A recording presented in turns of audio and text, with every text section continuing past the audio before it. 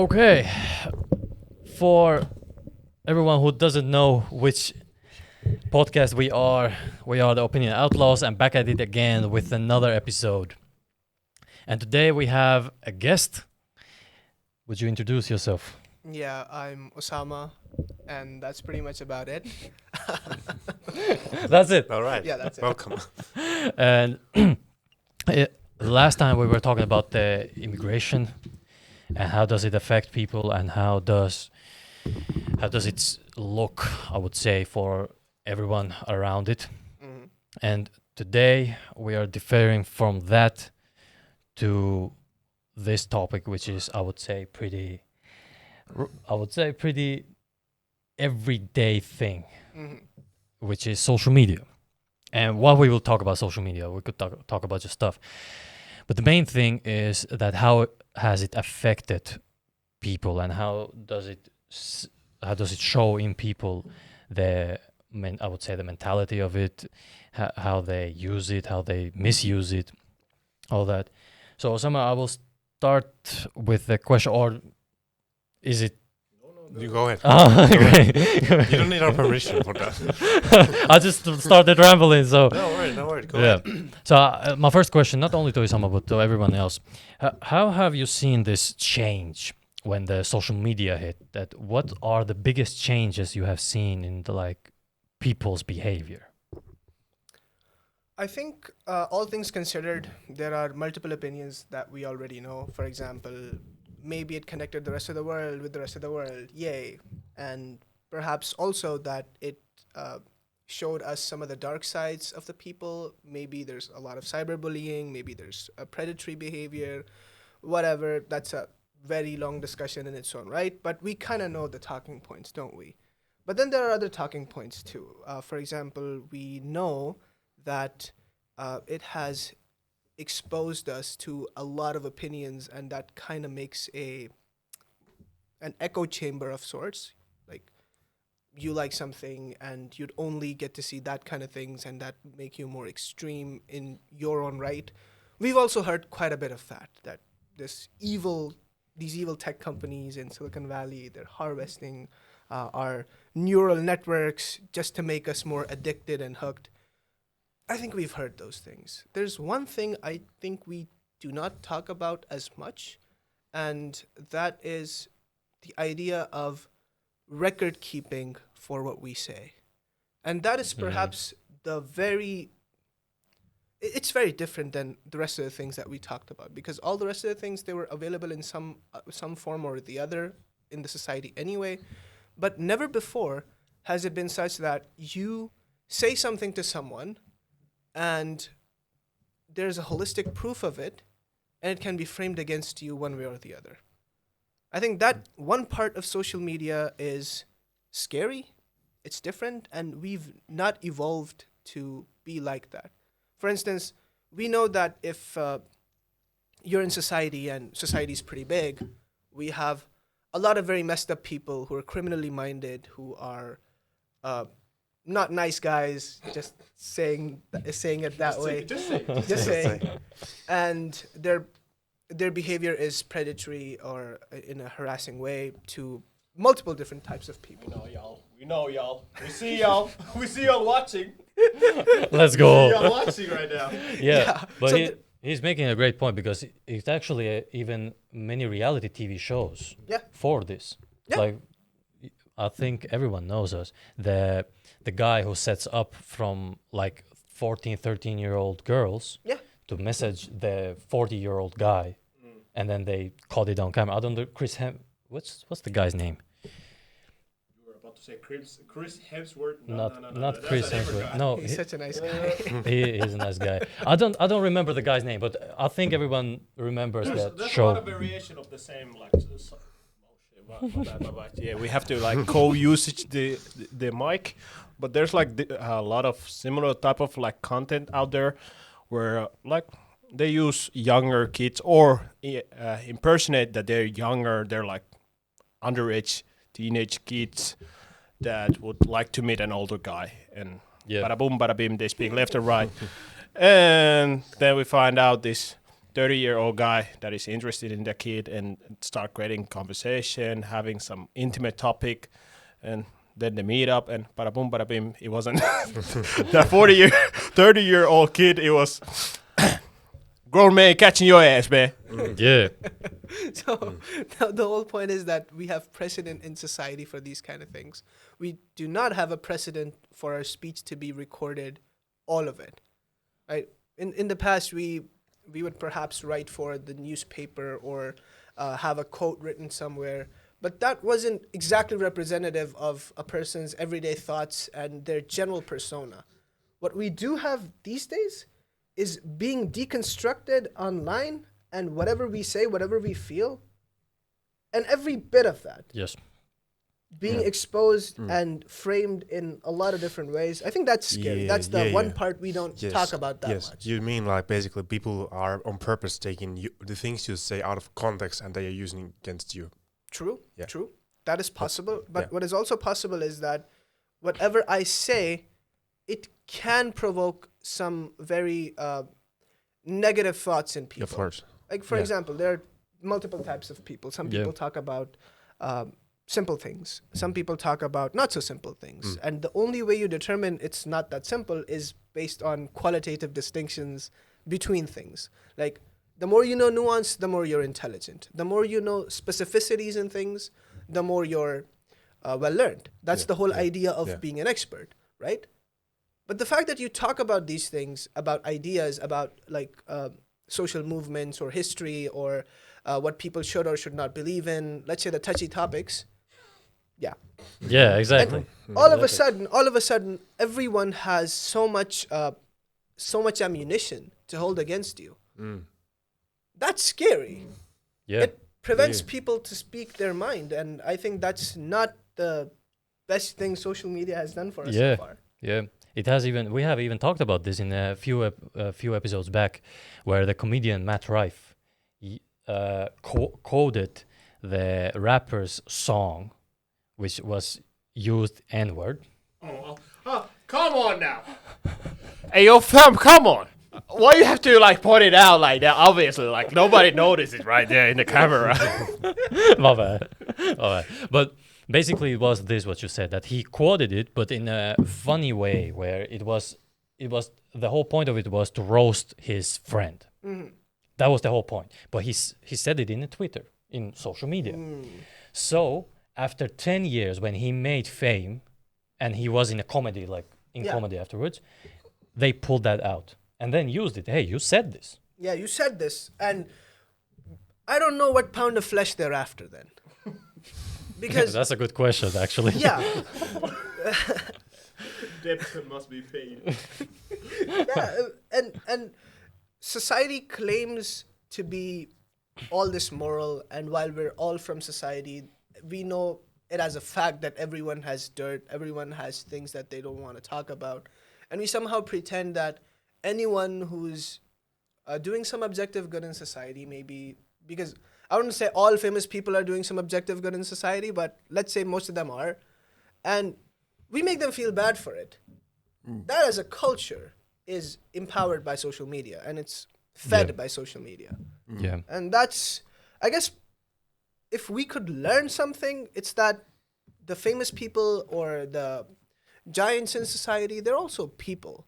They've also made mistakes, and the same courtesy and benefit of doubt that we generally extend to ourselves, and we'd want that other people extend to us, we should extend to other people, regardless of how famous or popular or I don't know, important they are. Yeah, I think the part of the issue is because, like you said, like we have put those people in high influential positions. So we have different kind of expectations for them because they have achieved something extraordinary in a way. For example, artists, either music or painting, whatever.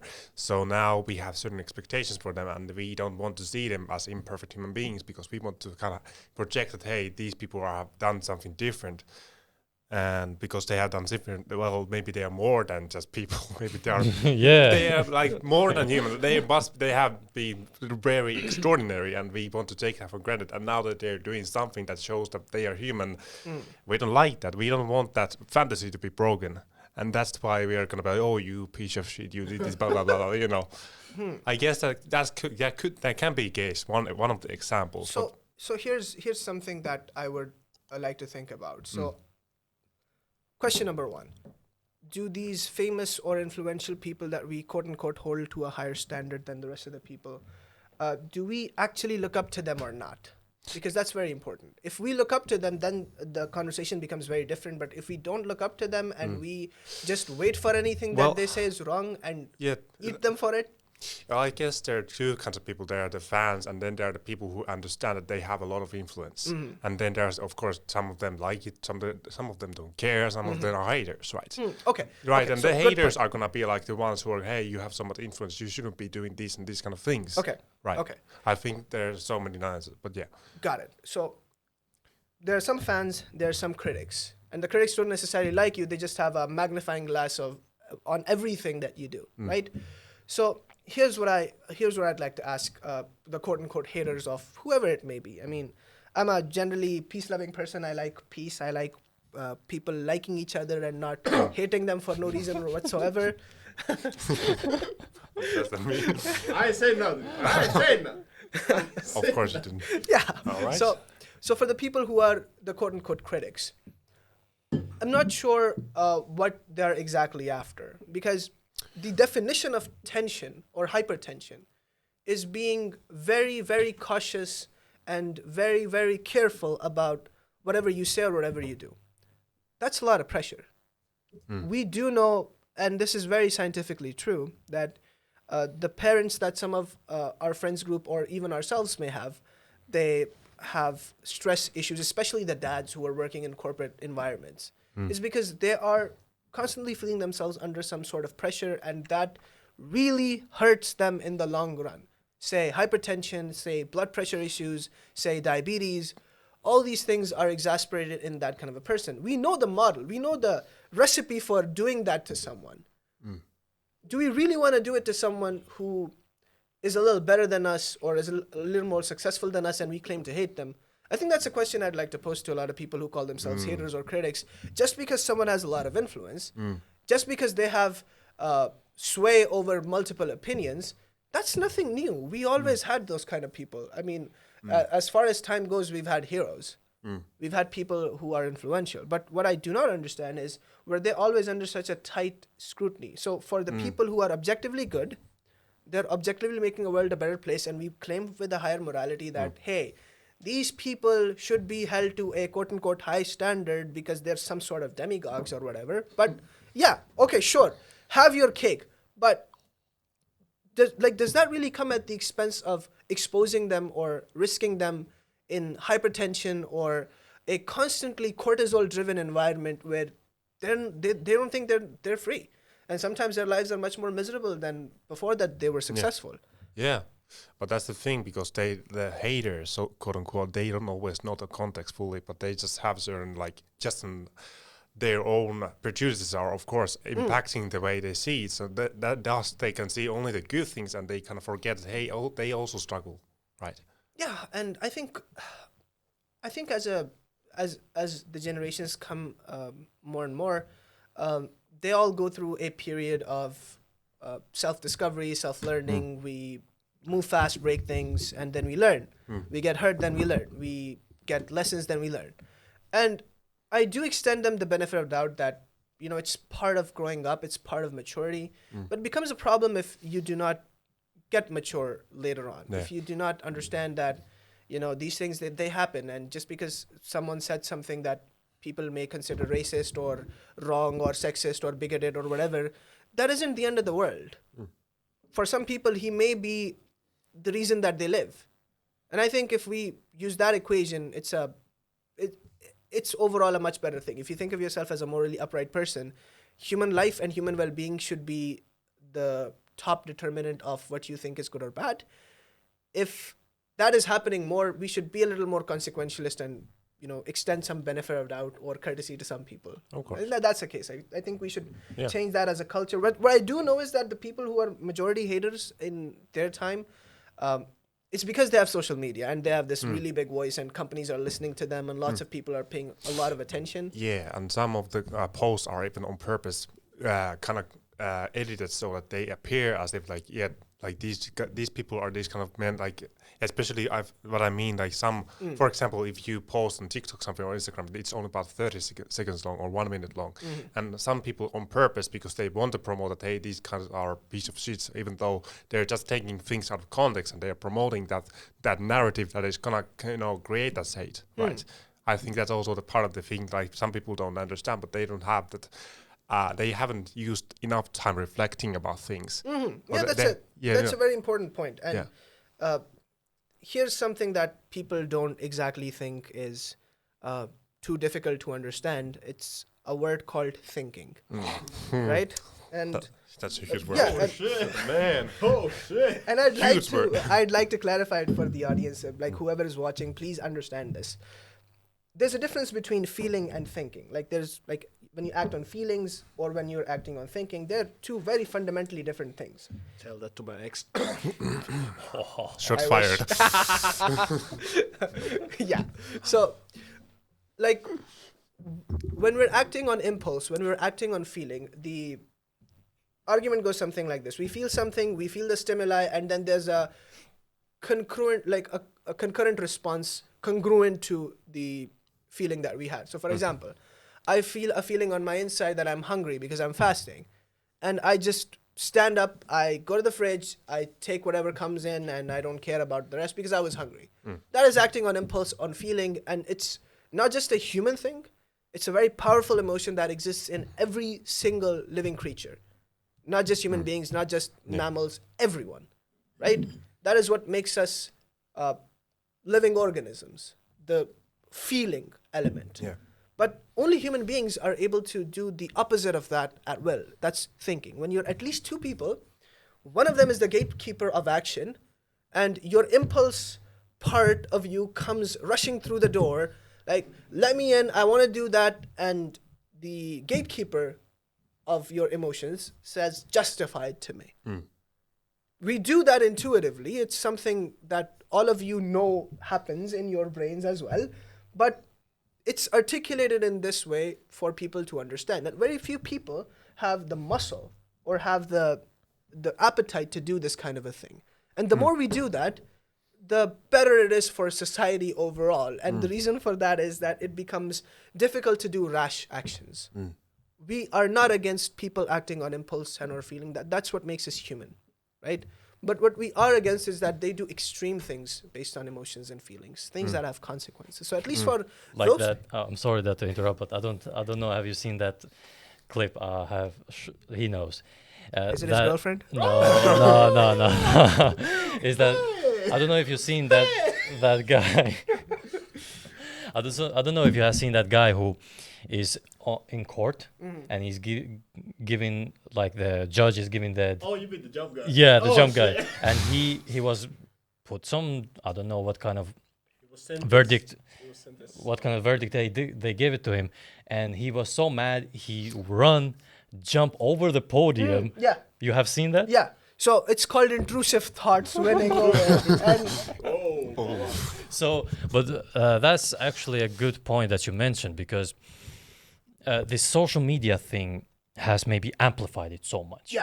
yeah. And that's why I'm asking this, that how is it affect?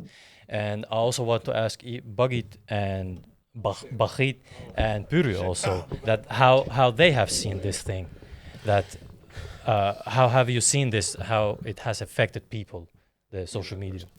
Well, like you said before, it has amplified the thing that a lot of people are lacking in, so the critical thinking.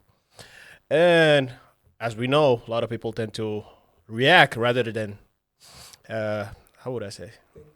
Well, not exactly. We still repeated the thing, but like. Yeah, but actually analyze. Could you I'm say? having a brain could- fog. I'm having could a we- brain could fog. we- Describe it. I'm having a brain fog, man. Jesus Christ, what? To strategize, to learn Oh, the man. technique or whatever. No. What I'm trying to say basically is that, well, we already know that people don't really think that much. People tend to just go purely off their feeling, and whatever they felt at that moment is the importance. They do not think further than that. So right now, as we see in social media, people care more about how people are making them feel. Example, likes, comments, and so on. why people are so afraid of critics, like well, not critics, freaking what? It is critics, right? Haters, critics, Cri- whatever. criticism. Criticism, basically. People are afraid of criticism because it makes them feel bad, rather than they start thinking about, oh, it gives me something to improve on, or so. So you can imagine if people are very emotional, react emotionally, and now you just amplify it, few notch on top, how that's going to like show up. Yeah. And you don't even have to go that far. Just say something wrong right now. You already know. Just say something that certain type of group does not agree with and makes them feel certain type of way. Just guess what is the reaction of that. Because we probably all of us have seen. If I say something right now that one group, What are you gonna say? I'm not. The 10 things just came into my mind. Like, Say it. Hey, don't dare me, man. Don't dare me. But we all know right now that there's always a certain group of extremists or emotional extremists, I would like to say, that tend to get things into their feelings rather than taking words as just words or opinions and react into it. yeah. That's facts. And you right now said it. If I said it right now, our ass gonna get canceled and bada boom, bada bing. Let's not talk about race, but I'm going. No. I'm gonna pass it to Peter right now because I need to gather myself right now because I feel it. Really. Make sure you're not gonna say it. Hey. It was this close. I might slip it on the next sentence By accidentally. accidentally. Oh Yeah. yeah. By the way, I asked for this. Like women can. And I we have a know- phobia of certain type of people. Whoa. I don't like this kind of. Do you support Let's Go Both Together? You forgot the plus. You forgot the plus, man. You see, they're daring me. You see, this is the thing. Let's go both together. But yeah, Puru, how have you noticed, like, or what you know about this behavior thing that people, how it has changed the social media thing? Well, I think first of all, like we were talking earlier, that emotional control has gotten worse because people are much more impulsive because people can access things much faster, and there's an anonymity thing as well, also which kind of encourages people to be more audacious, like more brave about the things they say because they have that coverage of being anonymous, but also because they don't have the emotional control and they're not facing the issue, they're running away from the the things because you have all the time 24/7 you have access to your phone, whatever. You can, if you have moments of boredom, you can just run away and you don't need to face any emotions, and that's you're running away. And I think like those things also add up to the fact that we're not facing issues as they are, and they're kind of like piling up into the huge, whatever you call it, what do we call it? A huge pile of dirt. Let's just say like that. I don't have any better word. Crap. Let's just say Trash, trash, shit. a lot of shit. Anyways, the point is like because we have access to a lot like this way of escape reality, we don't face issues as they are, and now because we don't face issues, they're kind of pile up into this very messed up frame. Yeah. And through which we kind of interpret things in a very extreme way, black or white way. And that's why I think because people don't face their issues, they are thinking more black or white than ever. And because they don't have that practice thinking long term and being more patient and think, okay, what does this person really say to us? And that's why I think people start projecting, this guy is a horrible human being, he's a hater, he's a racist, blah, blah, blah.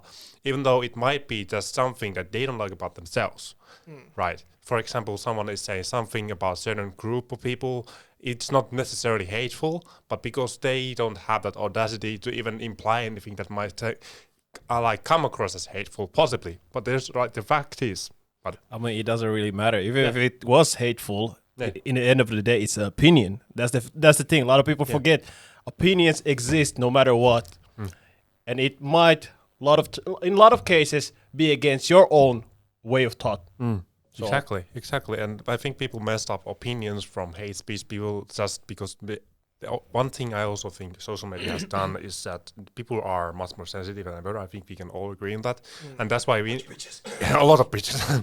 But I think that's why people are taking a lot more things as hate speech, because they can handle like differing opinions, and that's why adding up all the emotional baggage they have, they don't have that ability to kind of reflect, okay, this is hate speech really, and this is kind of just very different kind of opinion. And that's why they kind of, oh, you fucking hater, you piece of shit, you don't know what you're talking about, even though that might be a psychologist talking about it. Oh, you fucking hater, you don't know what you're talking about, even though that guy is the last person to criticize that person, because he has no fucking idea what he's talking about himself. But because he just doesn't want to admit himself that he might not know as much as he wants, but therefore he kind of starts saying that, hey, you don't know either. And have y'all also noticed that a lot of us nowadays, or at least all of us who use social media, we have a herd mentality. Yeah. So we put our own thoughts in a back pedal and basically go with the group. So if group shows us this is the right opinion, if you think anything other than this, you're in the wrong, and we must pretty much burn you on a stake. Yes, absolutely. And you can imagine if somebody does not have a strong idea of himself or themselves, they will automatically just follow what the herd says. As we noticed, Group X says that this is the right way, there's nothing else than it. Somebody's afraid, they do not want to show their own opinion, they just immediately follows it. And this is something that a lot of people nowadays are pretty vulnerable to, just because they feel fear of being cancelled, bullied on social media, and so on and so on. Or that's they kind of the people who is brave enough to be in the middle, who is not thinking either or left or right. They are interpreted as weak because they are not they don't have a strong opinion about it. That therefore they're like, oh, you don't have opinions, but I think you always say, well, it might not be. Even though that kind of person who can, it is what it is. Of course there are people who don't know how to argue. That's true, but then there are people who are able to take both perspectives and kind of see from different angles. But those, because people don't have the patience to listen, but they just want to. They just wait for that guy to finish the speech so that they can say their own thing. Because they don't have that, they just conclude, oh, you don't have any idea what you're talking about, because you're always just kind of second guessing, maybe can be, maybe cannot be. But I just want to, as one thing also what I think I noticed this back in primary school about social media. What it did was that it fastened up the pace at which youth started, growing up, as if like, I remember from my own childhood what my mom told me, like she was playing with dolls already when she was 13 or 14. But like I remember like around that age when I was in primary school, my classmates were already like 13-year-old, they're playing with swords. How embarrassing, I think social media, what it did, it made them, go a bit faster to be young, like adolescents, right? I think that what happened, and that created a lot of pressure to other people who weren't at that stage, and it kind of forced them to grow up or be kind of nitpicked and bullied in a way. So there are a few ideas that we could talk about. One of them is the idea of the time it takes for a certain amount of people, a certain generation, to learn how to use a certain tool, so to speak, and the fact that none of us, either us the Gen Z or the Zoomers or Gen A or whoever, like whatever the fancy name of the kids these days is, we didn't exactly get a lot of time to learn and settle in on a tool or a groundbreaking tech as much as our parents would have had. So that is why I think we all seem to be in this loop of more extreme kids, more stupid, or so to speak, the opinion goes, right? No, fuck them kids. Yeah, so stupid kids, they're just doing TikToks, or at our time, Facebook or WhatsApp, or that kind of slur for the kids. I think we have spent enough time as, I'd say the Gen Z at least, to know what to use social media for and what not to use social media for. And the fact that there is a very small minority of loud people who are doing extraordinary things, either good or bad. The rest of us I think we're pretty much chill. We just have taken a step back and we're not crazy about it. I hope you're not. But I think we're Plead the fifth. Plead the fifth. but I think we're not so crazy about it these days. And that's something that would happen. But in a segment of society, I think the type of people that are going to be constituted in that matters a lot. There are some people who are genuinely misguided, who don't know the truth, and if you would tell them nicely, they would rather understand. And I think that's the majority, like a very serious majority of the people, the silent majority that we used to call, they are forced to take sides on social media. And more often than not, like almost always, the reality is nuanced and they're either for or against it. And that's a problem.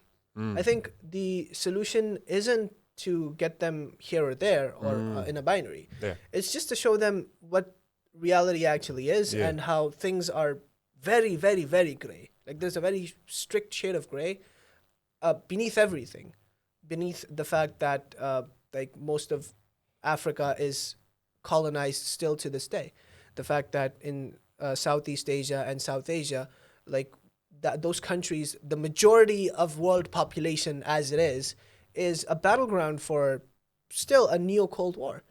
We need to see things as they are and talk to people about, like, not the corporate media, not these people who have financial incentives to be for or against something, who sway public opinion, but for people to actually go and look. And here's where I believe I'm optimistic, contrary to popular opinion and whatever people want to have. I'm still very optimistic about social media, and I'll tell you why. There were things back in the day, like let's say 30, 40 years ago, that you could do nothing about. If you were born a certain way, you were limited to being that way. For example, if I were an introvert, which I was a very serious introvert, I couldn't learn how to be an extrovert. There was no book, so to say. And even if there were a book, back in Pakistan, I'm not sure if I were going to be able to get it. And even if I would have gotten it, I don't exactly think I would have learned anything from it. But here I am. I think I talk pretty normal. Yeah, you talk like Saying, man, I can't understand shit you just said. I'm sorry. you talk. I'll try to be more thorough. Tone it down a little bit. Tone it down. You talk like an extrovert, and you said you're an introvert. So, A very serious introvert for that matter. but yeah, Yeah. Extremist right now. yeah. So- But that's a great actually example of how not just social media but the internet in general The has internet been. in general. I think internet is an extent, like social media is an extension of the templates we'd want to present on the internet. Yes. How we would want to interact with the internet and other people. Exaggerated. Yeah, exaggerated. So in the past, I didn't have the charisma and command lectures that I still watch and I learned tremendous things from, because those guys have done the hard work and amazing stuff, right? Shout out to them. Yeah, shout out to charisma and command. But for us, normal people, we couldn't change our default settings, and that was really hard. So for example, if I were born in a ultra conservative household, there was going to be no point in time 30 years ago for me to have a change of heart or be able to access the other side freely without my parents knowing, without my church or mosque knowing, and without the people that I'm currently associated with judging me for it. I think that's the best part about social media. It's that everything that we could expect human beings to have, for example, the good, the bad, the ugly, the right, the wrong, all of those things are magnified. It's just our human condition that we like quick dopamine, cheap dopamine. And that is why we go to the next buzz thing, the next shiny thing, and we would love to talk about it. But if we were to take a step back and realize that whatever we'd want to learn, and the fact that learning is fun, just that, and work on it, we'd find social media and the internet to be very, very useful resources that would ultimately solve the big problems of the world. I think, and I'll just give the example of my country, Pakistan. We were a sandbox country of public opinion. We do not have smart people. We just don't. And the smart people that we do have, we actually hate. So imagine Yeah, because like the thing that we talked about the last time, that when a guy who came from a place here in Finland And here you are that guy who is open and funny and talk charismatic. People hate you for it, but they don't even know why. So Really? like the thing that we talked about last time, I'm sorry to interrupt, by the way, but the thing that we talked about last time, because it is so far away from the norm. The norm is here to be introvert, to not talk to anyone, to not be with anyone. You have seen, you go to the bus station and there are just like soldiers, everybody just standing there not saying anything. Your distance as well. Social distancing was normality in Finland. It is adored here in Finland, actually. Yeah, but for example, when somebody from our culture who is like with a bright shining lights and people just laughing and talking and touching each other, it is differs from that norm. So then Finnish people has that, and I would say that everybody who has raised from that same place, who are accustomed to that norm, sees something abnormal to them. They started to defend themselves. So And I think it's much more to do with peer pressure. I don't exactly think, and I may be blindly optimistic in that regard. I mean, he was from Pakistan, so. you know, I'm just saying, I'm just Good one. He just said it. yeah, but I'm just saying that if you were a smart guy in Pakistan or smart girl in Pakistan, you would hate for it. So I would. Yeah. So that what I'm saying, that you are so different from that norm. Yeah. So you start to defend yourself in a way. You get what I'm Yes, saying? yeah. Like Yeah. it's like a mechanism. Yeah. Look at how you do it the way he's like, am I getting it? Yeah, I got you, my homie. I got what you said. Just So the tone of my voice was directly proportional to how much I got it. he was like, yeah. Now I got it. I got it. Yeah. So social media, people, reality, all of it is laid in front of us. I think we need to do a better job at explaining to people that you could take a step back and think. I think that's the most important thing. Facts. How would you go about that? How good would you, because it has gone so long that we have had this social media happening, and now how long have we having social media? Like About 15 years. 15 20 years. Like in Long enough. Yeah, long enough. actually in like social media, we have it in our phones and our laptops for about 15 to 20 years. Yeah. But before that, it was more like news. Yes. Yeah. Yes, but But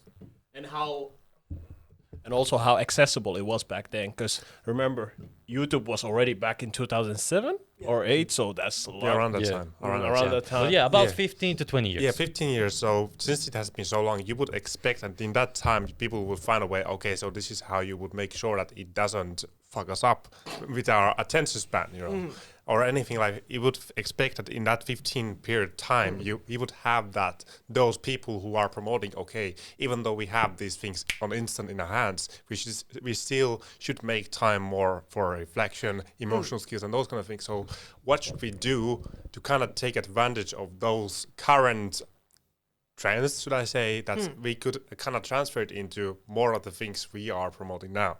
So I think meditate, that would be nice. Okay. I don't want to sound too Buddha-esque, but trust me. Let's There go. There are two types of meditation broadly. There are, the ones where they ask you to clear your mind and think about nothing, be nothing. That has never worked. For me, at least, and by extension, I think all of us are also normal, and it will not work for us. But there are other types of meditation. They're guided meditations. So they ask you to focus on one thing and one thing specifically, and feel that and feel good about it. So, for example, there is a very nice guided meditation by Vishen Lakhiani, 6-phase guided meditation. Yeah. He's the founder of Mind Valley. If anyone would want to know, Yeah, it's sure, a I pretty know cool tool. Mind Valley is amazing. Yeah. So he has this guided meditation. It starts with gratitude, then goes to it starts with love, like your love for something. He makes you feel a love for everything, and then goes to gratitude, and then goes to forgiveness, and then once the 3 parts are done, you're feeling you're feeling amazing at that time. And then he wants you to focus on your 5-year goals or 3-year goals, what you'd want to do slightly long term, and then how you would complement that today. So it gives you a sort of a vacation, that sort of refreshing memory and your headspace. So that's a pretty cool thing. There are others of the sort as well. I like Vision, so my vote is for Mind Valley. But This guy's shameless plug, man. Shameless plug. He's plugging everything. Get him. Tell him. yeah, and so meditation is one thing. And for critical thinking, I think we really need people to learn how to debate. And as counterintuitive as it sounds, debaters True. don't argue all the time. They would rather think all the time because they're thinking of arguments for and against things, right? And more often than not, once you get the hang of it, you really learn how to take a deep reflection. And I don't think that we're going to be boiling oceans with this. I don't want to do that either. I think there's going to be a couple of people who are going to watch this, and they're probably going to hear what we're saying, and they're probably going to... I do wish a lot of people watch it. Trust me, but even if a couple of people, they take inspiration from this and they learn how to take a step back, reflect, and think, and leverage the tools that we already have. I've spoken about three things already. There's Charisma on Command, there is Mind Valley, and also what else? Headspace. Yeah, debates. Learn how to debate. Yes, please. it's Please. Headspace. Yeah, but as when you were talking about Mind Valley, I just remembered another other app, which is Headspace, as app infusion. But yeah, I think like already, like I agree with you definitely with the debate thing. We need to be able to have a conversation about different opinions. But I think that already using the word debate is a bit risky because that already gives away that we are debating on things. Okay, like you are already making that juxtapositioning there. Okay, we need to argue who is right. That's true. In my opinion, so therefore I don't think that using the word debate is the way to go about it because that's already creating that, okay, I have to prove you that you're wrong. Because as a human beings, we don't want to hear the word saying you're wrong. Right. No, but not in a way, like what I mean, like of course we can say that without saying it, but we have to be able to kind of find common ground, and we don't need to use the word you're wrong in order to do that. We can already right now we are having conversation. Maybe you're agreeing or maybe you're disagreeing, but that doesn't mean that we are debating. We're just giving away our opinions about things, and every time, okay, here's the area where I disagree with you, but hey, actually here you are making a great point. But here in this opinion I agree with this kind of thing. It goes all the way. Well, I think that using the word debate is already kind of risky. So let me clarify a few things. There is a very good chance that because you misunderstood it, the audience would also misunderstand it.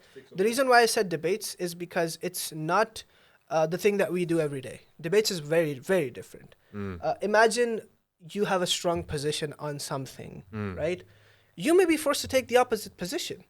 And in order to win, you're going to have to empathize with the opposite position because you need the talking points. You need to be able to win. Of course. So debates, even though it seems extreme, because you have to really, in a time constraint and lots of other constraints, just by the way, talk about things to convince an audience or convince a judge that you're more right. You don't have to be objectively right with a capital R. Yeah. You have to be more right over something.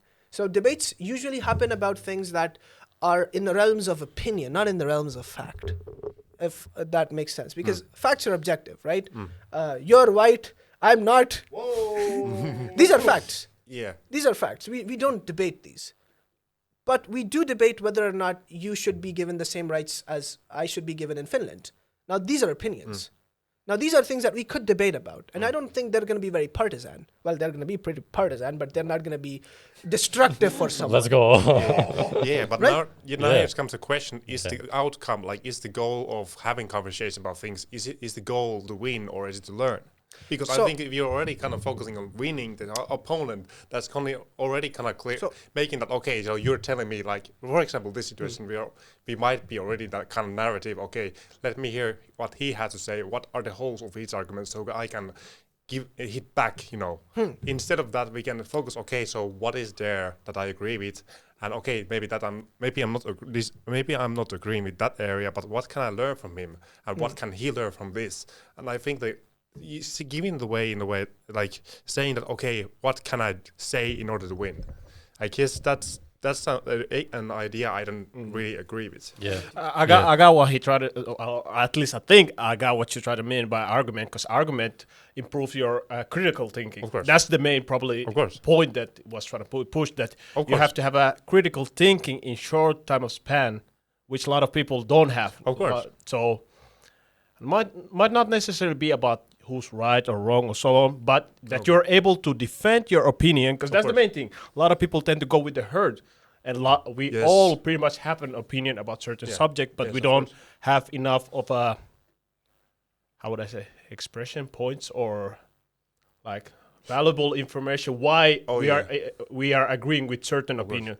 So Yeah, that's what he's trying to say. Of Like course, of course. we should be able to argue it, Of course. because we are capable of showing critically, cognitively, whatever, objectively, and also critically why we agree with certain point. That's what he's was trying to say. Yeah, I got that. I was just So like, here's another side to it. If we think of it as a sport, we detach ourselves from the opinions. If we do it enough times over and over again, we no longer tend to have very serious opinions.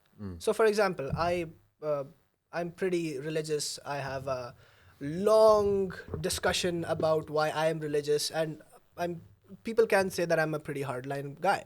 But the last debate I had in front of a whole stage was, and the topic was, this house regrets the role of religion in human society.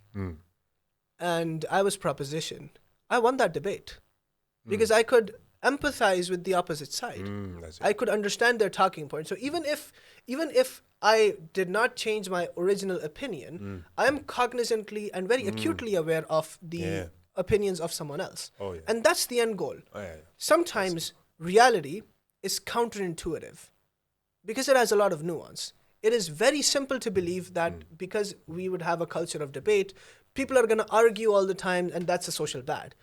But that's really the opposite of what I see in debaters. They become quieter people. Their demeanor isn't serious. They're pretty chill because they've been through a lot of emotional battles, and they've maybe figured a few things out and agreed to disagree on a lot of things, that there's a very, very, very big shade of gray on everything. And that is okay because that's life. And I think we need to do that for the next generation, and that's why debate. Yeah, that's where I agree with you. But I was a bit like focused on a bit more using the words, because words are really powerful, and the way you use a word is really kind of giving the narrative away. And That's the sport. You know. We can't have it other way. We can't have debates another way. Well, if actually, not that's a being good point. judged, Yeah, if that's it's true. not a sport. Yeah, I see what you mean. Like, out of sport, I like making the sport in a way, it gives it a way that people want to be better. Yes. I see what you mean now. Yeah, great. You're lucky. Yeah, I'm just enjoying this because this is a free show, right? I mean, that's what we're doing here right now. So Yeah. I mean, it's pretty much be these two guys, and I'm like, all right, keep going, Keep man. going. Yeah, I enjoy what you this say is right actually now. great. Yeah. This is it, man. But like I said, like social media, it's a double-edged sword. Basically, it has its cons, pretty much what we like to speak about a lot of time. Oh, it gives this and that, but at the same time, it's a hell of a big ass tool to improve better world and so on, and spread information. Because as we know, like you said back then, we couldn't. This guy has some meltdown. Exactly. Yeah, I know. This my brain is just. We couldn't like receive information the same way we could right now. Example about a war in some foreign country. We get that information in minutes, in seconds, pretty much. But back then, we were dependent on what it was spread on news, pretty much. But now, somebody says something in behind Afghanistan, says "fuck you" to Michael Jackson, and all of a sudden we hear it all the way on the other side of the map. So, in that sense, I would say like social media has been really beneficial to the society in a lot of degrees, because it connects us. Also, that's the other thing. It connects a lot of people easily. I didn't know Mike from Pacific Ocean, but somehow we met in social media, Facebook, etc., etc. And we became friends. Yeah. That wasn't a norm Yeah. back in days. Back in days, you only knew the people that lived in your nearby area, pretty Yeah, much. I remember the days when I was really small. I was a child. I remember I had to bike for 2 kilometers to see my friend to find out that he wasn't even home. And then I would go to the next stop and he's not home either. And of course I could have a call, but no, it was a common thing to do. It was like common practice that you would like. The people wouldn't like even, but they think twice. Okay, yeah, sure, you came 3 kilometers here to my door, but nowadays if you do the God, what happens? Then you will hear about it. You will hear about it. Like, why didn't you let me know? Yeah, what's wrong with you, dude? You see, and I think that's one of the things. Like, sure, Sure. so it has it has an upside and also that. And we gotta remember also that at least in my personal experience, why I see social media beneficial is that it also widens up my worldview basically. Because, like he said, it allows me to see different debates about different opinions, the ones I agree with and the ones that I don't really agree with, but also gives me like open space to learn more. Because the information is free out there, pretty much. Anything you want to learn or want to see or get information about is out there. So, yeah, the only catch there is that you just need to know what you're looking for. exactly, filtration. And I guess adding to the debates part, I don't want. Yeah, there's one very important thing. In social media, there's a lot of disinformation or misinformation and fake news, right? And because we're not able to think critically, we're able to be beguiled by the people who say the wrong things, Yeah. right? If we know debates, we know that there are some rules in a debates match that you cannot break. For example, you cannot rely on fallacies. You cannot argue on facts. So a fallacy would be like a wrong argument by default. For example, a circular argument. There's a very fun circular argument. For example, what is a woman? A woman's a woman. But what do you mean by a woman? Anyone who thinks is a woman is a woman. That's a circular argument. You need to define it. Yeah. And a definition is explaining something. That doesn't happen. Yeah. Right? So that's a circular argument. That's a wrong thing by default. Yeah. And if you don't know the nuance of it, you will fall for it. Of course. That's the strategic part. Yeah. So if you don't know it, you'll fall for it. There is Yeah. a false equivalence fallacy as well, like comparing apples to oranges and not apples to apples. For example, if I do something which may look or feel the same, but that somehow gives someone else a justification to do something very much wrong, but maybe along the same lines, being able to tell that, being able to articulate that, I think that's something that arms the common man and the audience in a much better way than the society would like us to have, because then we'd question a lot of things. And I think that's the point. Yeah. We can use social media to learn that. And you were also talking about like people use. I think you were talking also about people use emotions as an argument, right? Yeah. At some point, and I think that's actually something we were talking about in our last episode of previous season. That there is people think that because I feel this way, it must be true. And we were talking about conviction bias, that people argue things with emotions instead of really thinking through why these things are the way they are. And that's kind of like summarize all the arguments between couples. I think it's easy for people to stop feeling about things. And I say it with a very serious conviction. Like, we as human beings are adaptable, we're malleable. And if you read anything in history, like a solid, heavy text, right? Man's Search for Meaning, let's say by Viktor Frankl, if you read those kind of things, you realize that human beings, if put through the test, they will persevere. And that's what we are. That's who we are. We are living in an amazing time where we're very comfortable and we have a lot of things at our disposal that our ancestors or even our parents didn't have, right? And I think if we just connect the people to the past that they were living, let's say 30, 40 years ago, and show them how difficult it was, maybe there's a bit of gratitude that comes along with it as well. Maybe visit the third world, for instance. I know it. I know how it feels. And maybe come to Pakistan at your own risk. There you go. Don't worry about it. We're getting there soon. Great sales speech. But if you do that, you'll probably realize that we are living, at max, most of us, in a very, very good time. And we should be a little grateful for it and not, ruin things for the rest of us, because hell is a bottomless pit. And in the wise words of Jordan Peterson, the reason why it's the bottomless pit is because any son of a bitch like you could make it infinitely worse, as bad as things are. Pretty much. Oh, he said it personally too. Yeah, he said it. It was so cool. It was so. I need a drink. This is the attack of a white man. Yeah, bro, you see? I don't know how to comment on that. Welcome to the piece. Man, how does it feel now to be black? Jesus Christ. I cannot say anything because I'm gonna get cancelled immediately. He already knows. Hey, But hey, but he can comment on that. Which one? The black man part or the bottomless? Whatever you say, you won't be cancelled for it anyways because I'm a white man. Damn. Shit, man. What can I... Damn. oh man. Man. But anyway, But back, it is true. White man says basically back to you anything. because we haven't heard you in a while. So we want to hear your opinion as well on this subject. So what we have spoken about, pretty much the cons, pros to some degree, Yeah. and Yeah, also about the what should individual Yes. learn Yes. and think pretty much. And how to control his emotions, and basically we were also debating. Yeah, he said about debating. meditation. Yeah. So got it. Yeah, I would say bring the ass whooping back. Good start. No, I even go cap. I agree with him because a lot of soft ass has been treated nicely. They've been given candy while misbehaving. Nah, bro, we gotta go back to the bring Yes. out the belt, snap it few times, Yes. let them know there's consequences for bad behavior. Not just like belting, but also like at school, teachers should be allowed to punish their students for misspeaking. But the how would I say Depending on like of the course behavior and like. Well, is it demeanor, behavior, whatever? Behavior. That should come from home.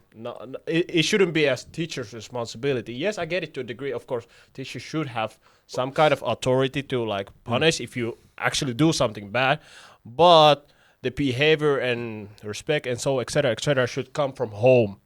Because that was what I was taught back in the day. Like And that's how it is. if I go outside, course. I'm representing the home pretty much. Fact. So But have you heard that in the current, at least in Finland, I was talking with a Finnish teacher, and she told me that basically they pretty much cannot say anything to the students, and they will hear from it from the parents. Oh, how dare you talk to my child like that? Even though the only thing they might have said was that, hey, sit down, be quiet, or something like that.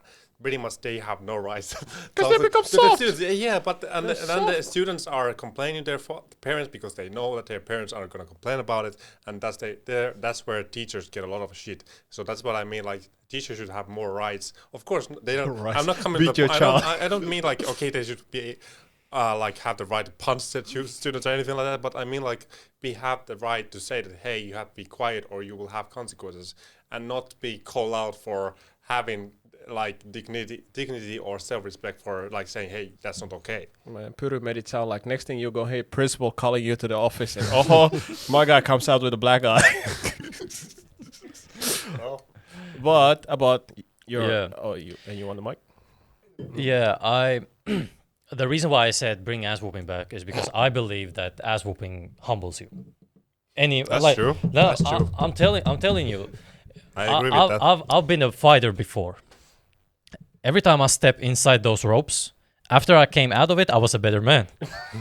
I was a better man. I didn't yell after that. I didn't cuss. I was very polite. And I will suggest that anybody who thinks that they are the shit, go inside the ring and get punched a few times. Because everybody has that big ego when they are walking and doing stuff. And now, when the social media hit, and I actually am optimistic about this, just like Osama, because of the fact that I also believe that initially social media was made for good. Initially. But the problem is that's something that can bring so much good, it can bring also so much bad. There is no light without dark. That's how it goes, negative and positive. Yin and yang. And now, when the social media came, it was like everything else. You don't know what the goods and the bads are. You just know, you're exploring. Like we are human beings. When you get something, a new thing, you take it and you look at it and you see it and all that. And I advocate to use the social media, but use it right. What I mean by that? I mean by that to go to that extreme in my opinion, it just showcases that you have something fundamentally wrong, in my opinion. If you go to the extreme, like for example, I don't know, have you guys have seen it, but I have showed to Puri. There was a TikTok trend about a few years ago where people were doing dances on graves. Like on graves of the people, they were filming a TikTok dances. Now, I didn't remember that, but thanks for reminding. He was like, I forgot that shit, man. yeah, Traumatized. but that's actually like a great example of how extreme people go.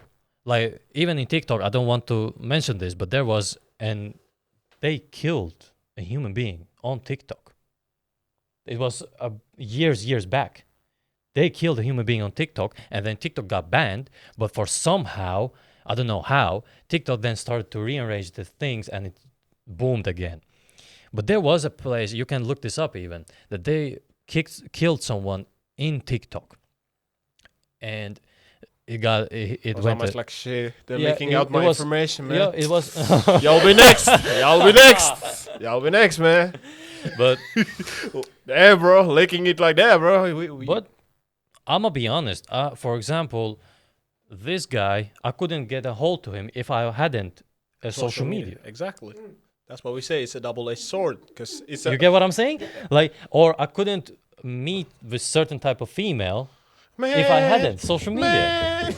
I mean, Hey, we can't blame you. We can't blame you. I'm telling you, like I'm still virgin, but I'm telling you, Oh, of course you are.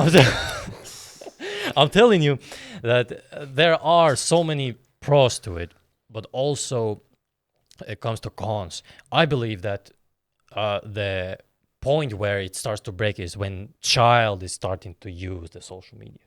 Why? Excessive. And I believe because the social media is that kind of tool where if you're not using it correctly, it can very easily defer it Yeah. Of from course. the I would say the benefits to it. Yeah. And when a child starts to use it, it can easily morph your reality as a child. Like even Jordan Peterson had an argument about this, that there is not a king in history before social media or before internet that had seen more naked women than 15-year-old today in an hour.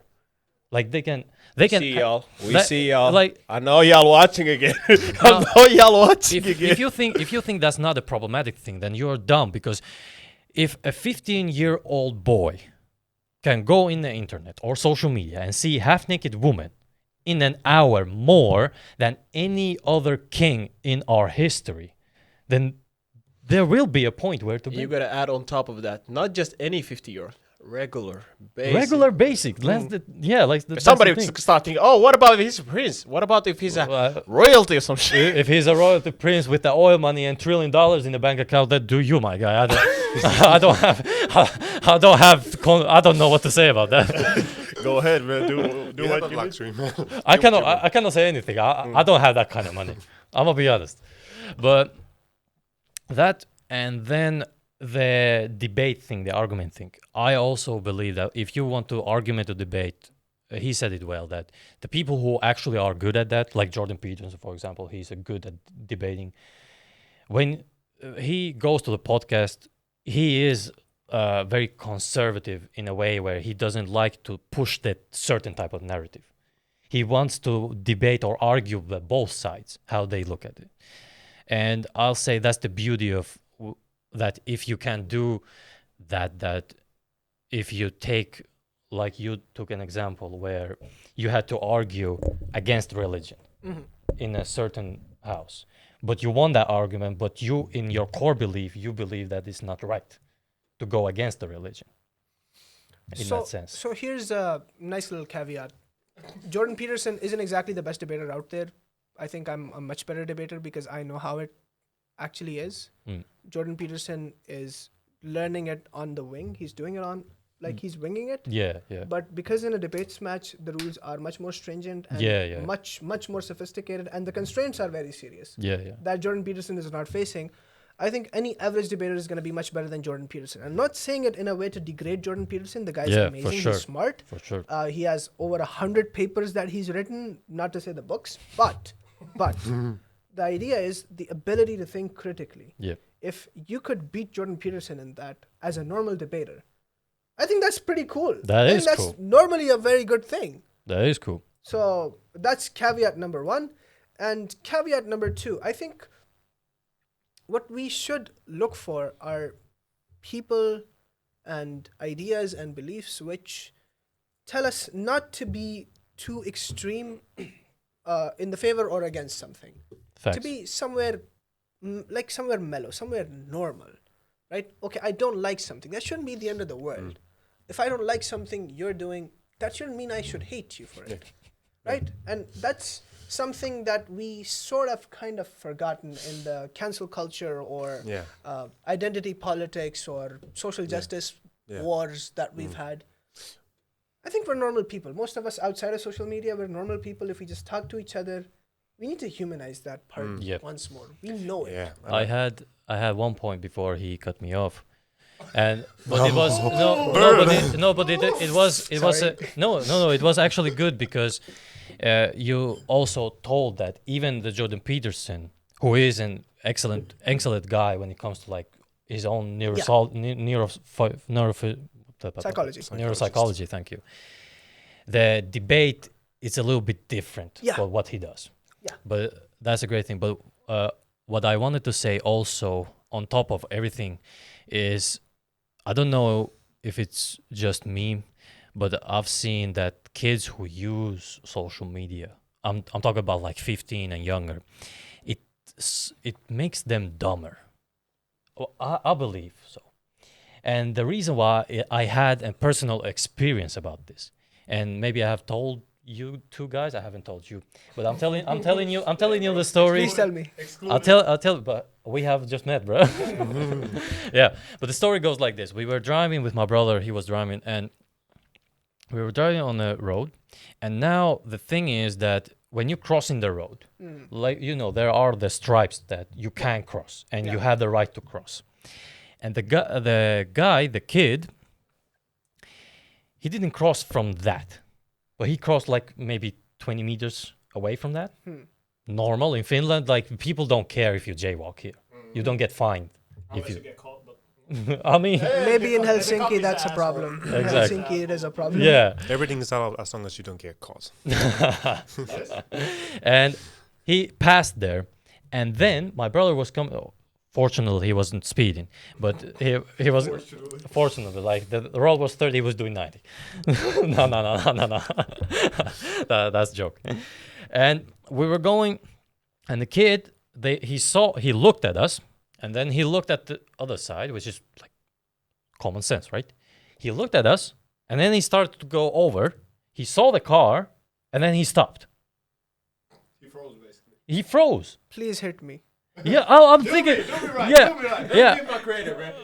I'm thinking like if it was with the stripes plate, which is called Zebra crossing. zebra crossing. Thank you, thank you. You're welcome. If he wasn't on the zebra crossing, it would be okay. Like if he stops, because he has the right to like take time in a certain amount, of course.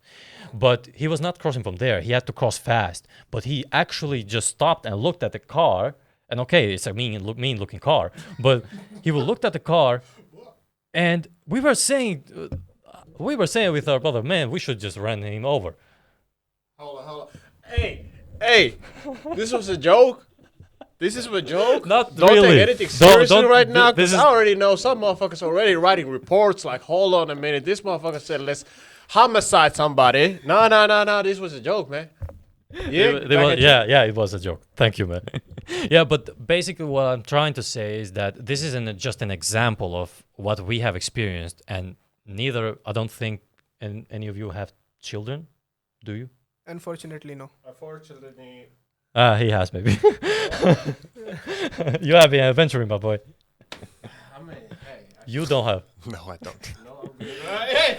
Hey! This guy already was thinking like, hold on a minute, he ain't telling us something. No, man, I'm good. What I was thinking about is the running joke that some people don't know who their father are. I'm not gonna name some people. Right. Hey, I know who my dad is. I know where he lives. Come on now. Maybe he's still shopping for the milk, my guy. Hey. Calm down, everybody. boy. Calm down. Let's go. Fury is the whitest guy I've seen, man. Fury's expression like, fuck y'all talking about? Can't understand your Thanks black for joke. calling me out on this. Oh, man. Fury's expression was like, what the fuck y'all talking about, man? That's what I'm saying. That's what I said before we started. That we should have the Mexican one looking and the Chinese one looking. I mean, I can be all the personality at the same time. Just let me Ju- let me wear the hat next time. Let me throw the goddamn. Not But- tourist. what I'm trying to say is that it's 1844. Oh, y'all need a. Yeah. Yep.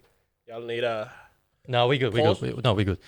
And pause for eat food. and I mean, y'all can still munch while. of course. But he you had. are- He, Oh yeah, you gotta walk. Well, Yeah. I can be the.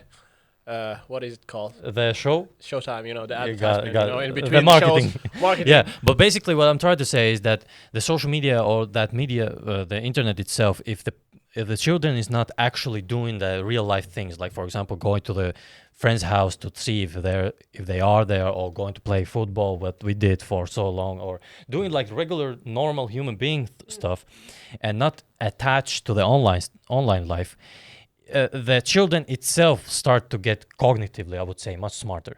But then when they are using that all the time, this kind of situation where they are just frozen, but they don't know that their life is on the line, because it's a car, it can break.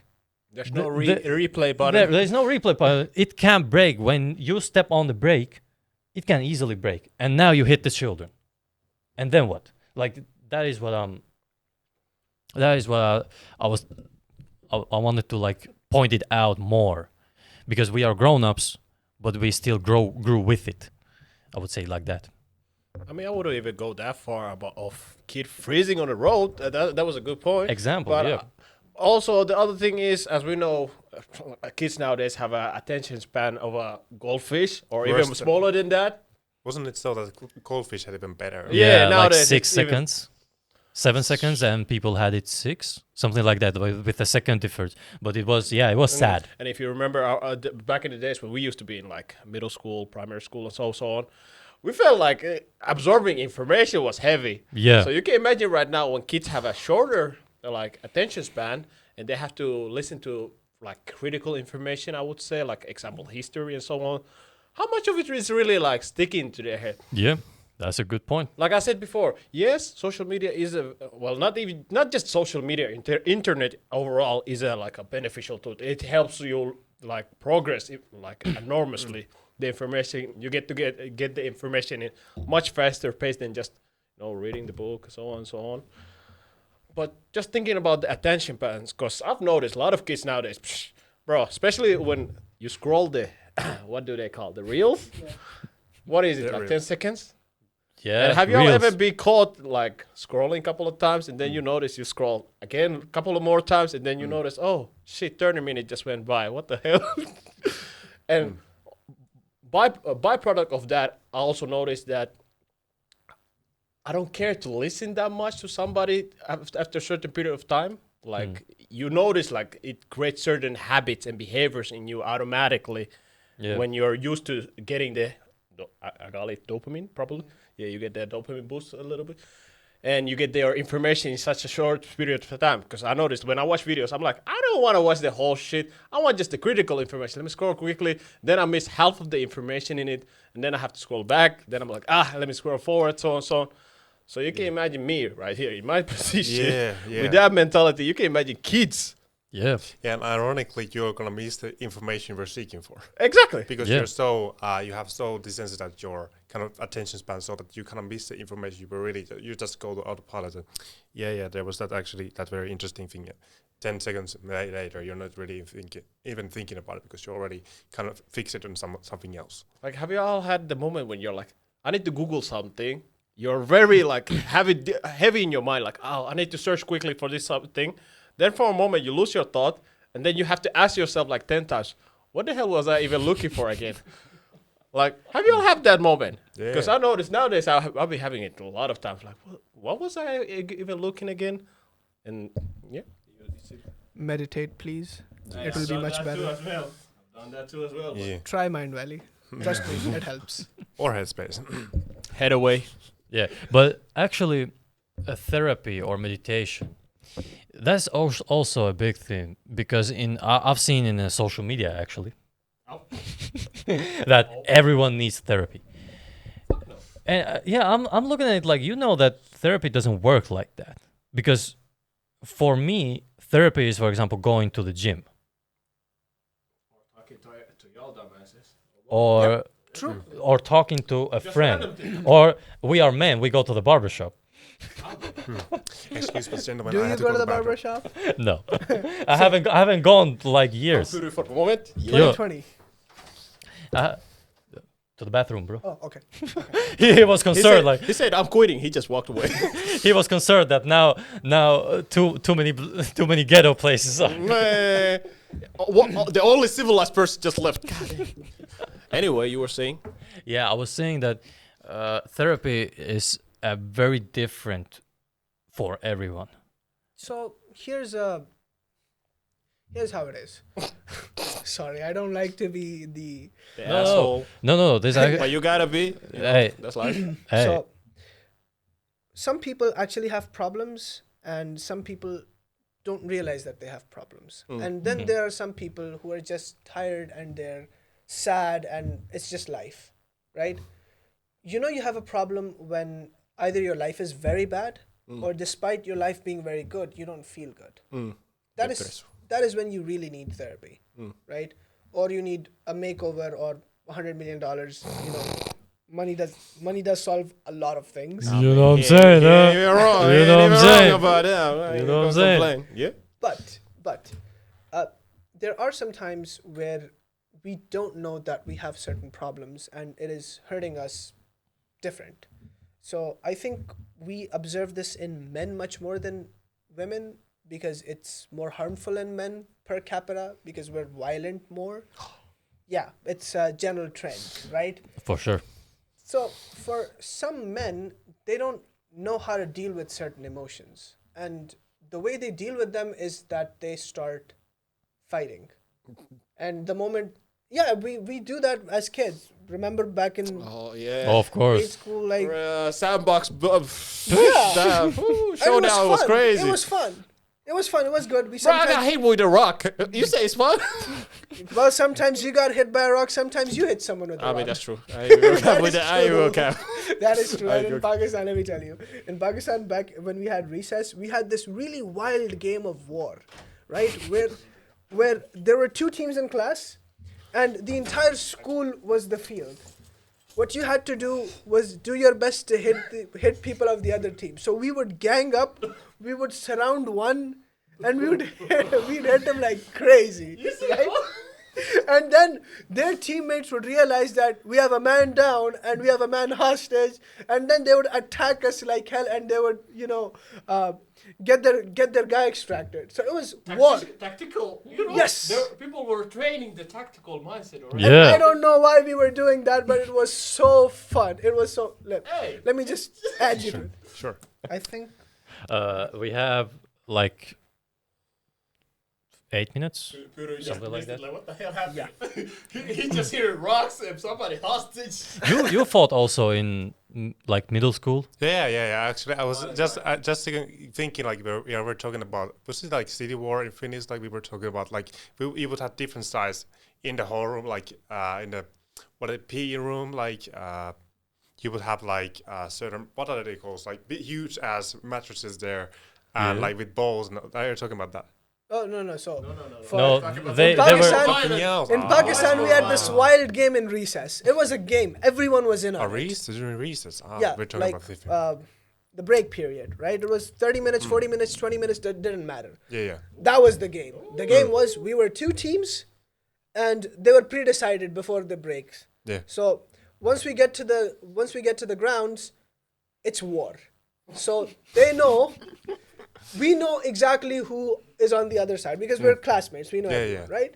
And our job was to do our best to beat the other team as much as possible. Yeah. So we would tactically form assault groups we would surround a couple and we would beat them like hell. Damn. And as soon as the other teammates would realize that they have a couple of men hostage, they would come back to attack us. And so we would know that there's a critical mass of how much war.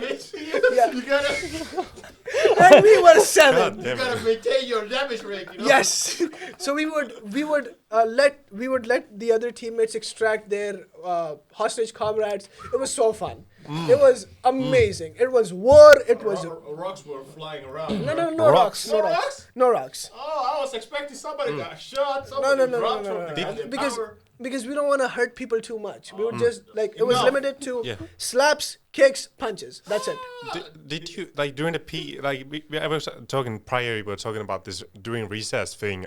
Did you ever have during the PE class? You would have different signs in the whole room, and we would pretty much have the same thing, but with like these balls, softballs, and we Okay. would throw them at each other. Did you ever have that? Yeah, kind of thing? Yeah. dodgeball. Dodgeball, yeah. Yeah, you used to have. We used to actually have a wrestling day, you know? Oh, that was lit, yo. Like actually wrestling, like not just like no, I'll just take you. No, actual wrestling. Because we were in the same class so long, and we had in the middle school we had those days when we were just like in PE you have to wrestle another guy, another guy, another guy, another guy. That was fun. It started. West's chair was high, bro. Yeah. This is the Okay, actual time. very cool, very cool. So, some men don't know how to process a lot of the things that reality and adulthood would throw at you, and that becomes a problem. We have changed as a culture, pretty much. We can't swear at each other. We can't hit each other. We can't say violent things to each other, and there are more and more restrictions on people and expression and emotion that really require a change in the way of thought for us men, and that is very important. So sometimes men don't realize, but they do need that kind of therapy, and that is what I wanted to highlight. And we went on a very fun tangent. Yeah. All right, so But- this all, but- so this all started from talking about therapy. All of a sudden we're talking about wrestling. And What imagine- the fuck? And imagine Puri just walked in, and first thing he hears, one was held hostage, and the whole team was jumping or something. What? Yeah, if I remember correctly, I was just listening prior to going to the bathroom. We were talking about something about therapy, and all of a sudden we were talking about wrestling during recess, like war and during recess, taking hostage. And what the fuck are you talking about? Is this your idea of therapy? What the fuck? He said his name is Osama, so what? Yeah, but Come on now. just We already have all the planning together, man. Come on now. I don't know what to say about that. Yeah, but Try to get us cancelled. Yes, Yeah, but go you ahead, were go saying, I know Idea's take on therapy has pretty much said that it doesn't, this situation we are having right now, it's almost, if not even better than having therapy. oh, for sure. But I beg to For sure. Yeah, like but again, it depends. Of course, if you go to therapy expecting that he's gonna solve all your problems, then you're a fool, pretty much. Because therapy doesn't solve the issues. He's kind of like that mirror to you who's gonna Shows you how to cope. yeah, he shows you. He's a mirror who gives you the right guidelines, but he's not gonna be the guy who's gonna be okay. This is your issue. He might be able to tell them, but based on your own reflection, he's gonna give you those guidelines. Okay, this is the way you are gonna independently solve your own issues. But he's not gonna be your mother or father who's gonna show you all the way. He's kind of like giving certain philosophies, if I may, to kind of give you okay. So maybe this could work for you. My bad. Yes, but pretty much like therapy, it depends. If you expect that a therapist is gonna be the guy who's gonna solve your problems, then it's not gonna work for you. Yeah. And I think that's pretty much what I've understood. That's the kind of like the notion I get when you're talking about therapy not working. But I think like there are some NLP therapists, cognitive behavioral therapists that are really killing it in their area and they're able to help. But it's really about finding that therapist for yourself that is gonna connect with you on emotional level, and therefore he's gonna be able to call you out. He's not gonna be able to call you out on your bullshit if you, talking shit. Yeah. And that's where it comes really like I'm having brain fart, but like Kajur, how do you call Kajur? Date. Do you guys have a date? No. Oh, no. Okay. Like I don't have it with me. I have it at home. Yeah, same. Ah, Do you have the food nearby? It's in the kitchen downstairs. Yeah. You want one? Yes, that'd be nice. We are fasting, and in the next 10 seconds now, we will break the fast. Yeah. This is a conspiracy theory now. Yeah. Extreme moment. Ramadan been conspiracy. having a short break now. So, have you seen the newest clothing line called Speak to the microphone. Everyone is here. Speak to the microphone. Oh yeah, so we are the commercial right now. Yes, commercial. Commercial break. So Coming soon. coming soon. What is coming soon exactly? Could you don't tell know. us? What do you think? What should come soon? Extinction. Extension. Nah, man. Other people should die, not me. Ah, this guy. Hold on a minute.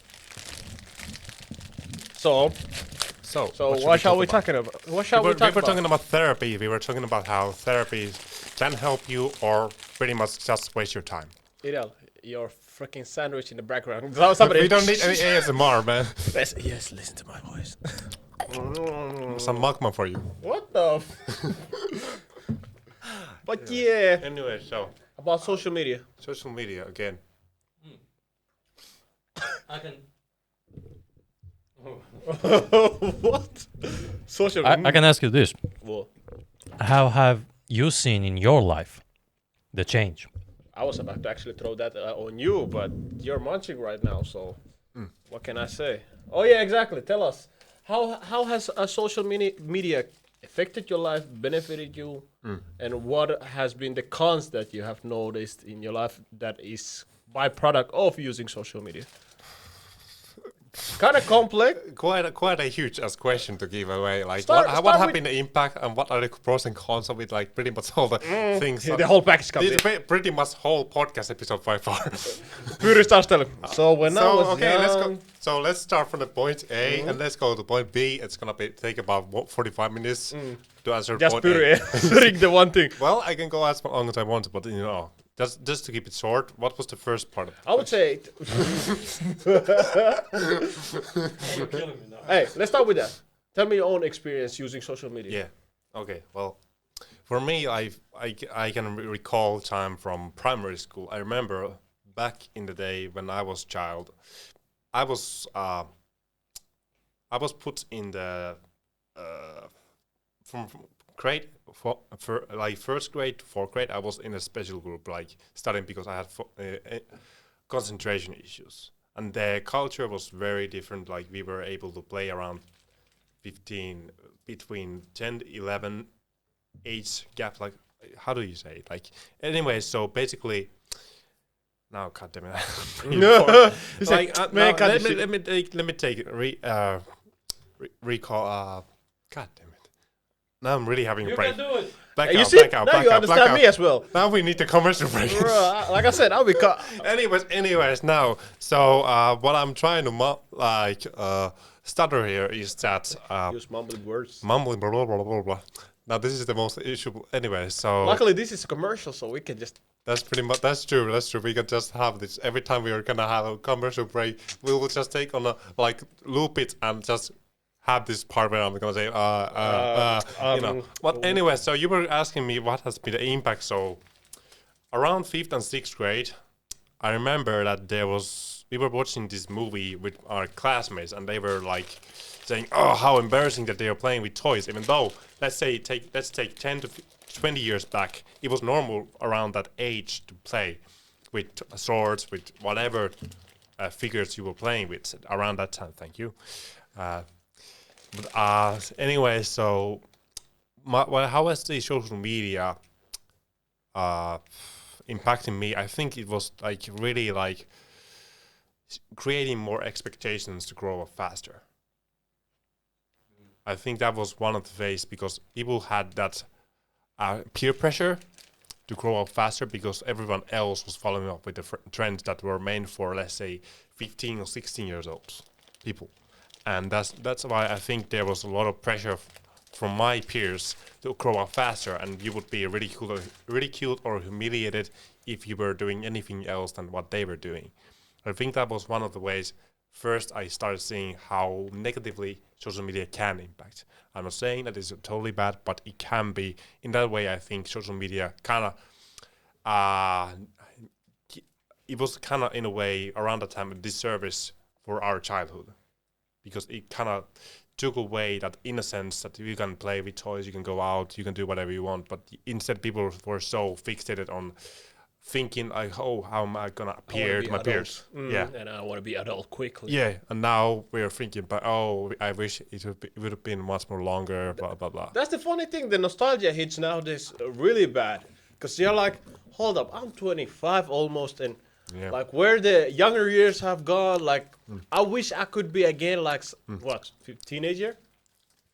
Yeah, when you are young, you The wanna good be times you didn't have to stress about. Yeah, when None. You didn't have to think about no taxes, no salary, Yeah. no regular ass Yeah. job. And when you're young, you want to be old. When you're old, you want to be young. Pretty much. Pretty much What a summarized. dilemma. Yeah. So I think that was the one thing I started seeing about social media negatively impacting.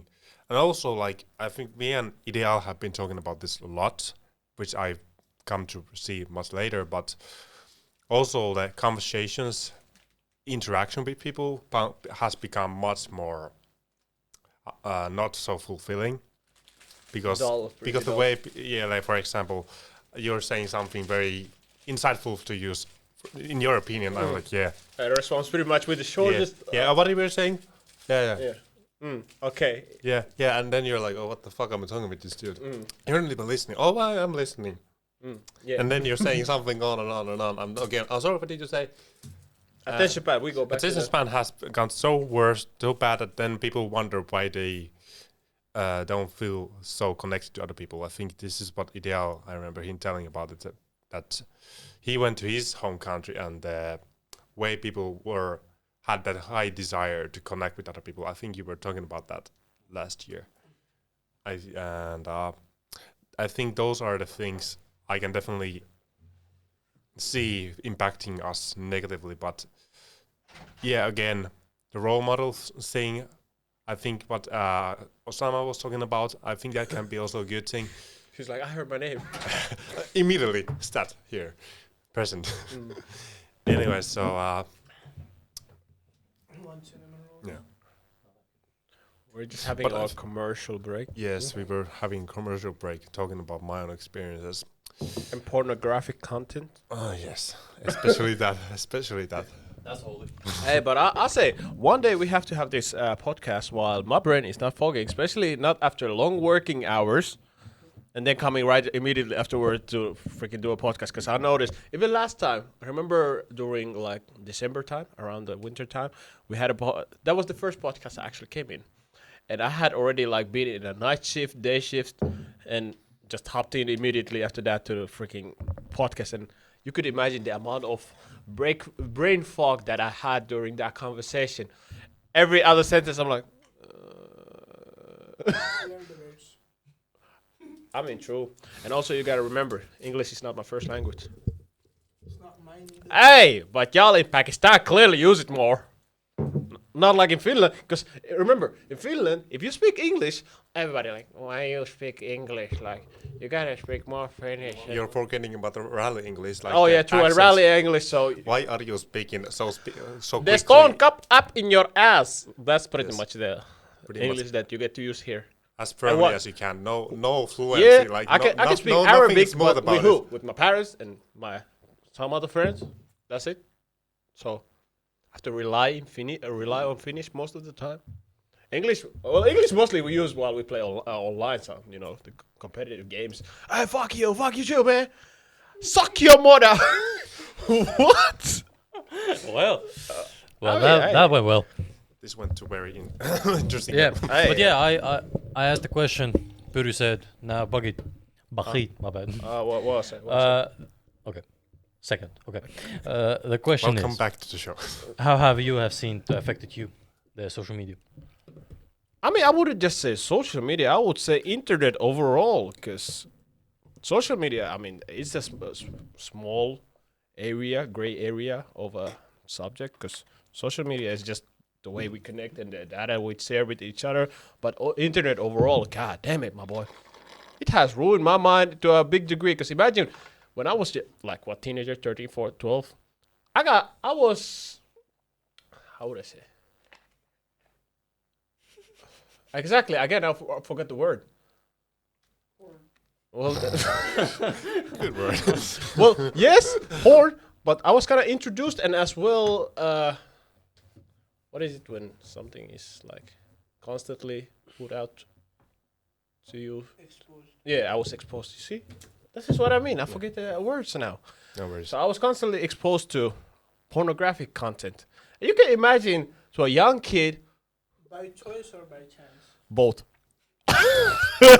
Hey, cause as a kid, you are intrigued about new things. Like I said before, this is why our modern kids are in really bad situation and a shape in a sense, cause they're experimenting. They're like trying new things, whatever. Not really understanding the consequences behind it or how it will affect them in the long run. So you can imagine me right now how I'm thinking, and I'm like, man, that shit fucked me up back in the day. Cause shit. Cause you remember when we used to be in Kalevalangolo? Yeah, I remember. Oh god, The- that was the first time I was introduced to pornographic In the first content. class, bro. Yeah, pretty much. Imagine first grader First grader. introduced to porn. Maybe 3 days in, 4 days in, something like that. And already our friend group. Hey, yo, bro. Hey, Yeah, hey, y'all, bro. Have you seen this? Yeah. And I'm like, you the same age as I am. How the fuck you know about this? And even then, we didn't know what is sex. So you can imagine, as a kid, you're trying to like connect data, like what the hell is happening right now, and you get man, that was horrible. If you say it right now, honestly, that was horrible because that has affected to a big degree. Yeah. 'Cause, like you said, I probably have seen more naked women based on just watching porn. Yeah. We have seen more naked women than our ancestors combined. Bro, not even Combined. Bro, Combined. probably more than your parents. Yeah. Combined. Combined, Like all of our ancestors combined. all of our And ancestors. you every don't single even one. cap. I know you Pakistani motherfucker. You know you guilty too. You guilty too, man. Don't even cap on it. Except if one of our ancestors is Genghis Khan, then I mean, he has a high possibility. There's a tight competition there. yeah, it's a really big possibility that he has seen. I would one be of- confused if I was partially like Mongolian as well. So at that point, man, I'm riding out. I'm riding out, man. I'm pulling muscles. I'm like, yeah, bitches. Yeah. Shit. Yeah, but that's a that's a great observation because at that age we still didn't have that accessibility that we have today. Because now it's been pushed way more. Like anything. One of the reasons why I quit Instagram, because I haven't had Instagram for the past 2 years, pretty much. Same. Because, bruh, like I'm like, oh, I'm watching football content. Oh, I'm watching car content, and all of a sudden I got booties. Booty. And I'm like, alright, nice, no problem. You know, one time seeing naked female, I mean, just a regular Monday. But then when I noticed that the algorithm start pushing it more, and then pretty much your friend group start like exposing their bodies more, like showing more nudity, so on, et cetera, et cetera. I'm like, man, this is becoming a second, soft porn, pretty much. Yeah. Instagram is becoming a soft porn place. So I was like, Yeah. you know what? Let me bounce. Let me delete this shit and Yeah. exposure. Alhamdulillah. So far, so good. Give me 30 minutes and I will find something. Give me Why 30. are you so eager to show it yourself voluntarily? He's like, you put it into the anonymous account. No, This is the but folder where there isn't porn. Any of your friends? This is May. No. But I mean, any of your friends, because also your friends who will post like stuff. Also, you can like pop them into. Even though you, because like I said, most of my like social media stuff was extreme sports, cars clearly, and like what martial arts. yeah, And basically. of course, I ain't Fighting. gonna lie, there were a couple gyats here and there. Could you say to the mic? I mean, what you can say I say? today? Like, I mean, there were a couple of gyats left and right. You know, the ones that once in a while you appreciate and you're like, move on, scroll on. But then all of a sudden they start being more rapidly. Then you start noticing people in your friend group that you follow, even close friends as well, post things that are kind of like risky. Kind of risky. Oh, shit. You don't know what is Giat? Hey, we gotta make a brother blackmail Yeah, right now, okay. man.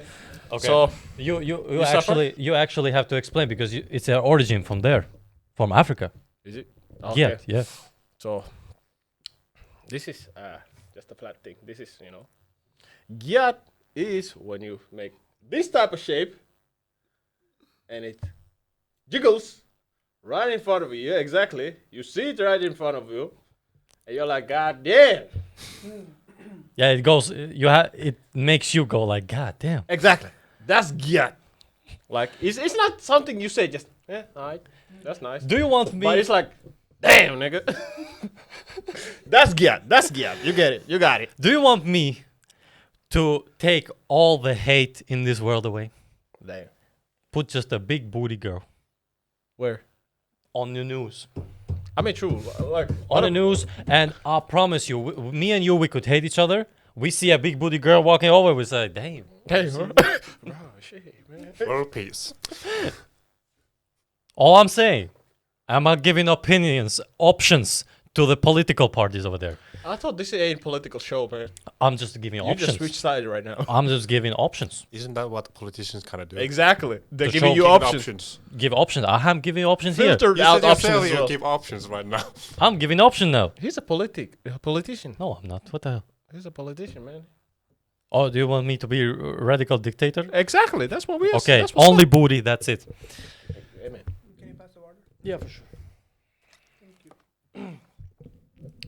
And it's an I would say a big yeah. Do you have it in a? No. I was trying to say like the food that you ate. You're starting to have the brain because your face was like, yeah, it's What do you mean? the food tiredness. Yeah. When you after you eat. Oh no, yeah, no. This time it's not actually that bad because the meal wasn't that big. Oh yeah. The last time, not yesterday, but the day before, I had fasul. Oh My God. mom made it. my God. Our traditional bean soup. Oh, Get you gas in all that in between. You get the brum She dum made, tach she made it so perfectly. Like, it wasn't something so much or something so little. It had the perfect salt. It had perfect everything. And I ate for like three whole plates. This could be edited out. We just capping shit right now. I ate all 3 plates. Then afterwards, I was like, not that, but I was. you lucky people, you have your families here. Yeah. I have to rely on cinnamon rolls. It's Damn. good, brother. It's good. It's good. Yeah, but- we're emotional supporting you. Yeah, but hey, it is what it is. So your whole family in Pakistan. Damn, bro. Have you been there? No, like any. He just arrived here. Oh, how the fuck I know? I know somebody. How the fuck I know that? I can't even remember my friends' birthdays. What the hell? But yeah, are you in condition now to talk? I was always in the condition. I was just eating. Let's go. Let's go. Debater. The question was that how it has affected you, the social media. Interesting. So, it generally gave me a lot more avenues to talk to people. I think I was lucky, very lucky, that at the time social media was becoming a trend in Pakistan. We kind of capitalized on it, and I got to meet probably the best people I know that I call my best friends back in Pakistan. Most of them because of social media, some of them because of school, but almost all of them, like the relationship that we had, it solidified on social media because we lived very far away from each other and there wasn't a chance that we would meet regularly outside of school. But what we could do was share happiness with each other, memes. And we had like meme battles and everything. It was pretty cool. And I don't necessarily hate social media for it. I really like it. It made life better in a way that it helped connect me to people and keep me connected with them. Even right now, the fact that we're here in Finland and I have university the first half of the day, work the next half of the day, and studies somewhere bleeding my sleep time away and studying despite that, and we have mids and finals coming in and I'm not sure what I'm going to do. But anyway, I still find time to stay connected to my friends who matter to me, and I wouldn't be able to do that had it not been for social media. I know which ones of them are happy, which ones of them are going through a breakup, which ones of them are getting married, and lots of them are. I'm very happy for them. And it's kind of this very human thing that we would not have had it not been for social media. And I think I'm eternally grateful for that. Having said that, I think it has made some of my friends more skeptical about what they say. It doesn't pretty much affect me. I don't care. I'm gonna say what I want to say whenever I want to say, and That's pretty much what this show is about. yeah, Speaking and as well. it's not just about the show. It's about having the courage to risk your employment opportunities and your university prospects and future friendships and lots of other things. But when you do it consciously and willingly, it's a statement of the sort that, I don't care. If I feel a certain way, I wouldn't censor myself. And like your restrictions be damned. I believe in freedom of speech, and if I'm not inciting violence, why should I be afraid and unsure about what I want to say? I think it gives courage and extends it to other people, and that's what's important. So I don't believe in censoring myself. I do believe in limiting the use of social media because there are other very important things in my life that I can't do if I'm just scrolling social media throughout. But it's fun. I can't deny that a large chunk of the laughs I share every day, be it with just myself or my friends, it would be possible without social media. I love memes. I live for memes. I have like entire folders of memes on my Instagram, and that's fun. Where's my memes, bro? You haven't shared me none. You haven't sent me none. You're not on Instagram, bro. Let's go. I mean, come on now. We got other options. You need to join the Instagram again Nah, man. for the sake of memes. Just the whole account. So I think it has made life happier for me, contrary to what other people might believe. I love social media, and that's why I'm a little more optimistic than the rest. I don't particularly care if people's attention spans have gone down. I do believe, because I believe in talking to them, and I believe in the majority of them actually being able to listen and to learn. Yeah, I guess the boundary goes in in moderation. Like the more you use it, of course, the more saturated you become to it, and then it becomes a problem. Anything you use too much is going to be a problem, and especially if you're going to use social media as a tool, then it's going to serve you. But if you're using it as an not just an extension, but also as a part of you, like, okay, this is the way I'm going to cope with my issues. This is the way I'm going to just live my life instead of like doing some other things.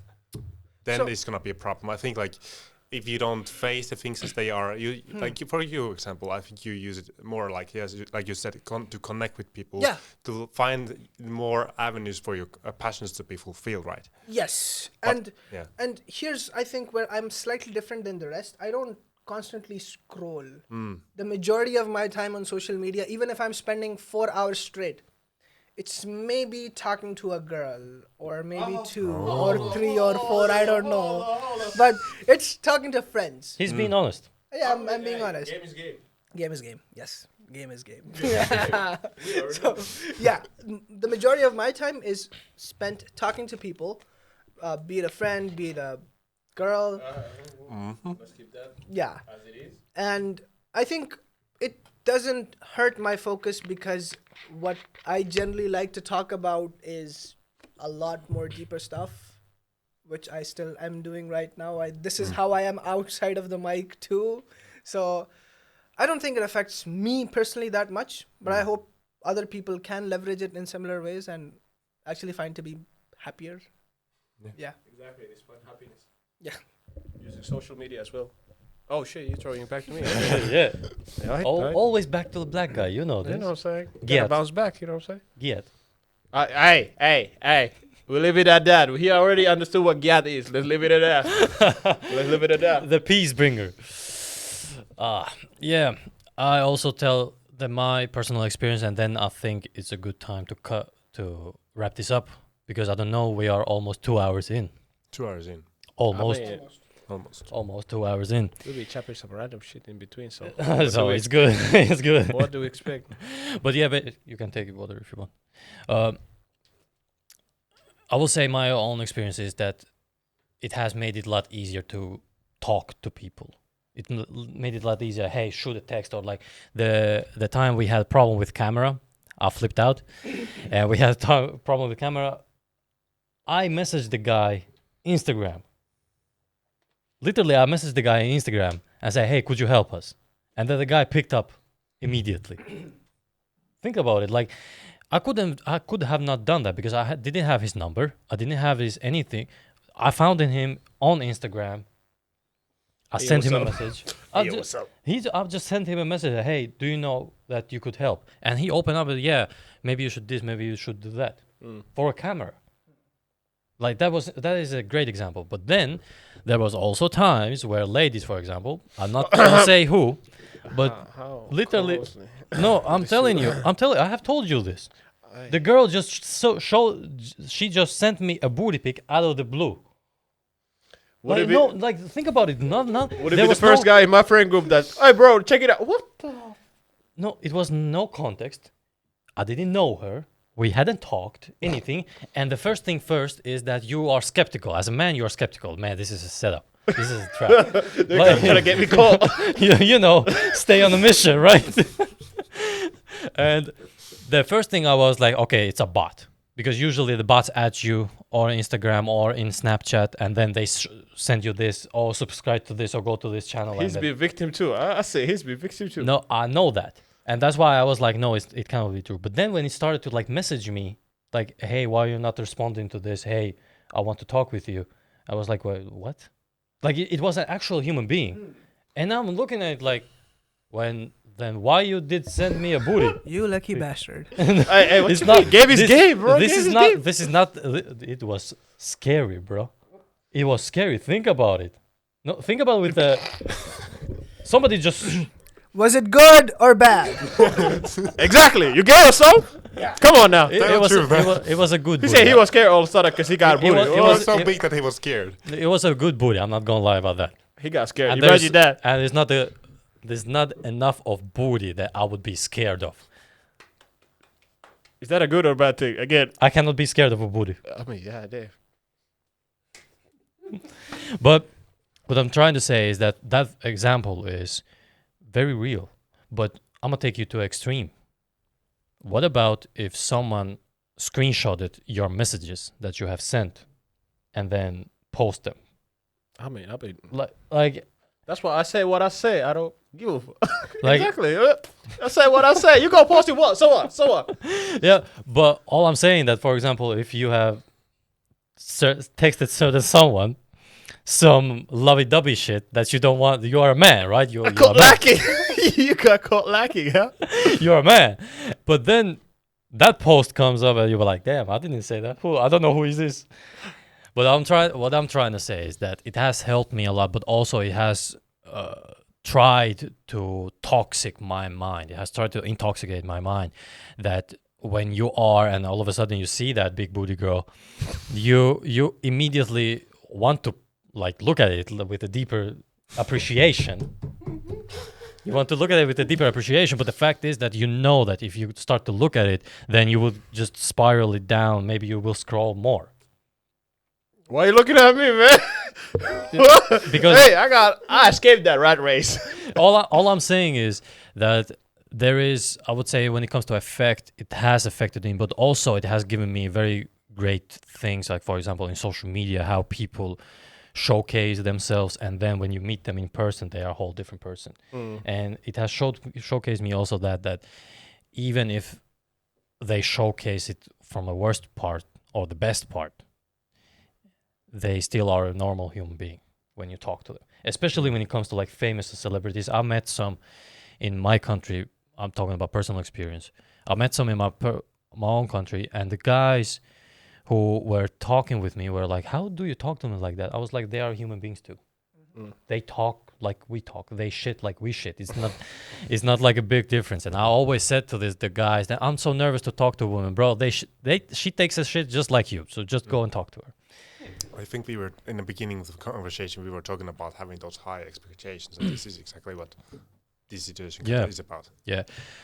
And the fact is that this is a topic that we just graced. This is not a topic that we can just sit and talk for 2 hours and then it's over. Nah, it's finished now.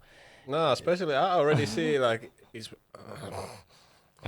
my boy over here. He has a whole freaking lecture Of memes. build up of not even memes but about this whole shit. But my point is that we're still keeping it sweet, trying to keep it sweet. And if we start to now ramble more, I would say it loses a certain edge to it, magic to it.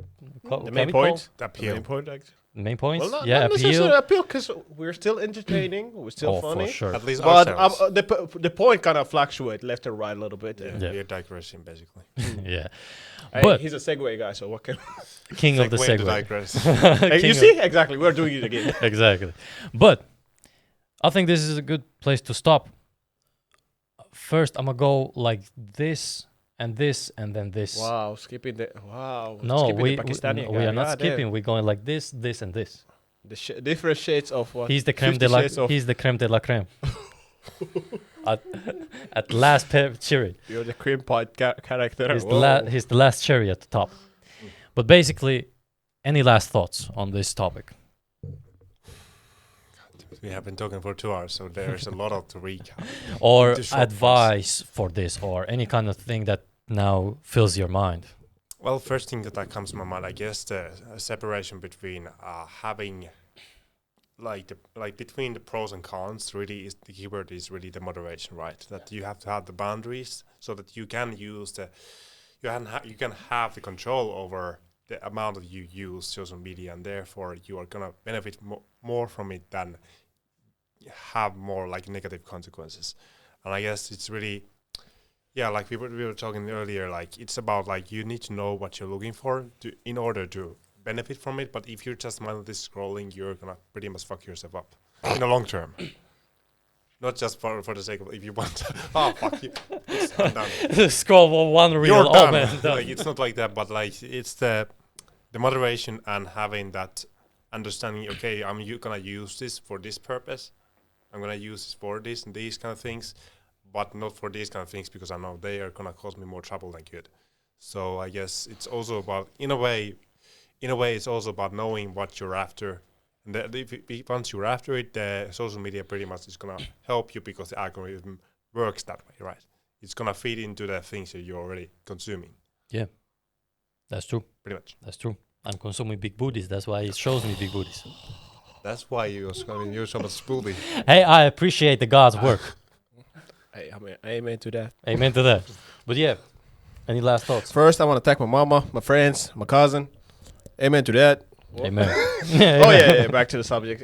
Exactly as we spoke, social media. What we spoke about social media, jeez. Yes, like they say, with great power comes great responsibility, and that's pretty much what is social media and internet for. So, remember, for example, our smartphone is a great extension of us, and it's one of the greatest tools that you have available right now. Because with that, you can search for any information you need with a zap of a hand. And if you need to improve yourself, example, get more knowledge about something, you got it there. You want to improve the way you talk, conversate, have a deep, full thoughts, and learn about devil's hula hula. That's also available. If you don't understand what we mean by devil's hula, because this guy keeps mentioning that he's a virgin, he's a reborn virgin. I am virgin. But Of course, he used to do devil's hula hula, so that's why we use the same context. But yes, pretty much. So remember that. As we speak about social media and internet and all that, we're not trying to frame it as a bad thing that you should avoid with all means. No. In contrary, use it to your best ability because it's your greatest tool, weaponry that you have right now. And it's free, it's available. Anything you want to find out, search, or create something out of it, you can pretty much. So yeah, personally in my life, I've used it a lot. Example, fixing car. Man, I don't need to be a mechanic, but nowadays, I just open Chris Fix and bada boom, bada bim, I can change a full-on engine. There you go. There you go. Yeah. But yeah, throw it back to you. Yeah. I've my last thoughts are basically Big booty that, bitches. yeah. Well, yeah. Basically, my last thoughts are that social media, as good as as it good as it is, it can also be as bad as it is. Both sides, and you choose which one. The problem is that it's not very black and white. The good and the bad. It's very gray area. Like, where does it start to be bad? Well, if you're making tons of money out of social media, but you're spending 10 hours in social media, or is it bad or is it good? Yeah, the context matters really. Yeah, it actually makes a difference, because if you are an social media, Instagram CEO, he's using all day in social media, right? But he's actually working. So I would say that, but also understand that with, you said moderation, I'm saying limit. With certain discipline, you have to have certain discipline. That thank you, bro. Yeah, the moderation comes from discipline, right? Yeah, you have to have certain discipline, not with just social media, but with everything. And I am strong advocate for using it, but I'm strong, I would say, against to use it in a harmful way. You shouldn't be texting some 13, 14-year-old girl at some weird place. What about if I'm 13 too? Come on now, you're restricting it for all. I'm just restricting above 18. What about if I'm 17 and a half? Bro, it's still weird. It's still weird. It is. Do you want to... I'd say wait few years. Just in case. Risk it for a risky. Jesus Christ. But basically have it still do the reflection and do the character work, even if you're on the social media, because it's a very fragile place, especially for women who are in Instagram, who have like a big following. That I would say the perception is very damaged, distorted in a way where they think they are the shit, but then if this Instagram falls down, it crashes. It crashed actually a few weeks ago. All of a sudden, you ain't nothing. Oh. For in online world, you ain't nothing afterwards. Yeah, the first day felt like they were the shit, but after that they felt like shit. Exactly. All I'm trying to say is, online world is very different from the actual real world, where in physical world where you live. We gotta create something of virtual reality next time. Ooh, good one. But those I took maybe. I noticed that we tend to go to the reality, which is not reality, which is, and so on and so on. I'm like, hold on, we were supposed to talk about the social media. Yeah, Why but is I think I think it's like scrapes it. Yeah. Yeah, but yeah, those are my final thoughts. It took a little longer, but I think I have now the right that we have been quiet for so long.